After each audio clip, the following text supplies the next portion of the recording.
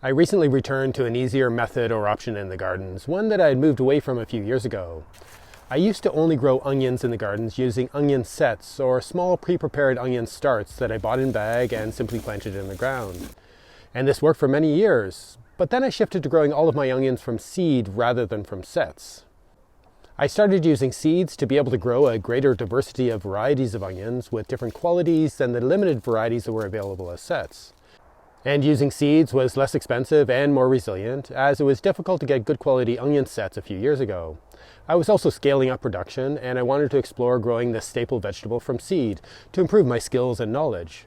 We grew very successful crops of good quality onions from seeds for the past few years, and I found the process fairly easy, especially with multi-sown clusters of onion seedlings. And propagating a tray of hundreds of onion seedlings was fairly easy in the spring when there was so much other sowing going on. But I found that things were different this autumn when I wanted to plant a batch of overwintering onions.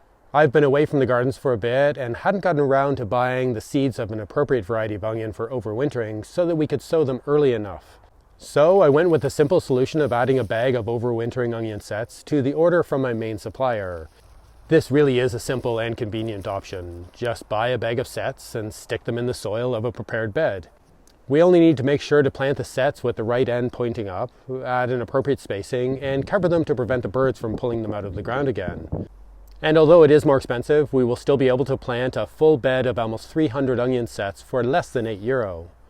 We are planning to grow a larger batch of different varieties of onions from seeds in the spring, and I want to source seeds for an overwintering variety of onions for growing next autumn.